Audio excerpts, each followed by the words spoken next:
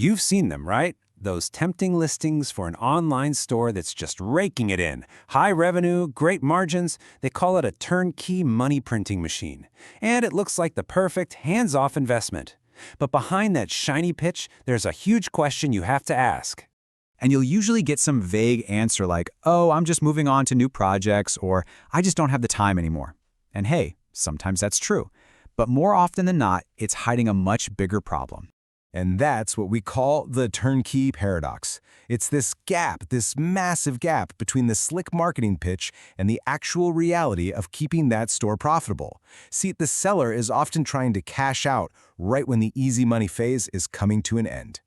What the seller shows you is a highlight reel, right? It's all the best screenshots from a really profitable run, and they frame it like it's some hands-off ATM. But what they're not showing you is that the engine that was driving all that growth, well, it's starting to sputter and die. The real hard work is actually just about to start for you. So what does that hidden reality actually look like? Well, the first major red flag is something we can call the profitability cliff. This is that scary moment when the magic formula that was making all that easy money just stops working. And you know what the silent killer is here? It's usually ad fatigue. It's actually pretty simple. All the people who were going to buy your product on impulse from that one great ad, they already did. Now you're just showing the same old ads to an audience that's tired of seeing them, and it's getting way, way more expensive to even get a click, let alone an actual sale. This all leads to a really critical tipping point. When your cost per acquisition, that's how much you have to pay in ads to get one new customer, when that number gets bigger than the lifetime value of that customer, your whole business model flips upside down. The store literally stops making money and starts burning through cash. And guess what? That is often the exact moment the owner decides it's a great time to sell. But look, it's not always about the ads. The second huge risk is that you might be buying into a product that's just a fad on the verge of totally collapsing. You really have to ask yourself, is this some viral gadget that just had its 15 minutes of fame, or is this a real category with some serious staying power?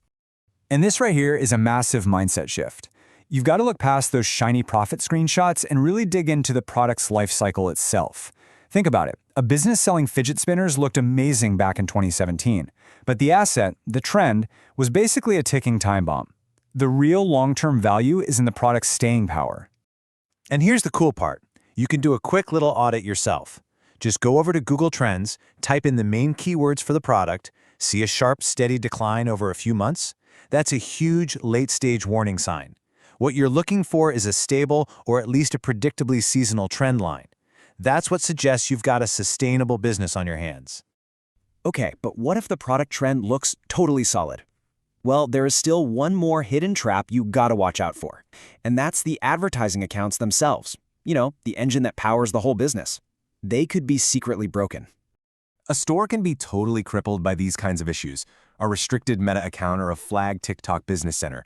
That means you can't scale. Period. If the pixel data is messed up, your ad targeting is basically useless. These are the kinds of fatal flaws that will never show up on a profit and loss sheet, but they can make the business completely worthless. And this is exactly why when you're doing your due diligence, you absolutely have to demand read-only access to their ad accounts. If the seller starts talking about privacy concerns and refuses, listen to me, that's not a privacy concern. That is a giant red flag. A seller with nothing to hide will be transparent. So, just knowing about all these traps is half the battle. How do you actually avoid them and make sure you're the smart buyer in the room? Well, it all boils down to having a really focused due diligence checklist. All right, here's your game plan. First, make them prove the ads aren't fatigued and can still scale profitably. Second, use a tool like Google Trends to make sure the product's lifecycle isn't about to fall off a cliff.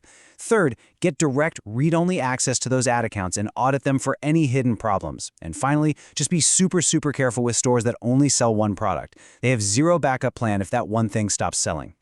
So, in the end, it all comes down to this one question.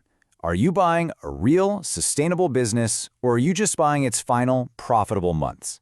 Because a store with a bunch of great-looking screenshots might just be a highlight reel of the past. And a smart buyer? They invest in the future, not just the last chapter of someone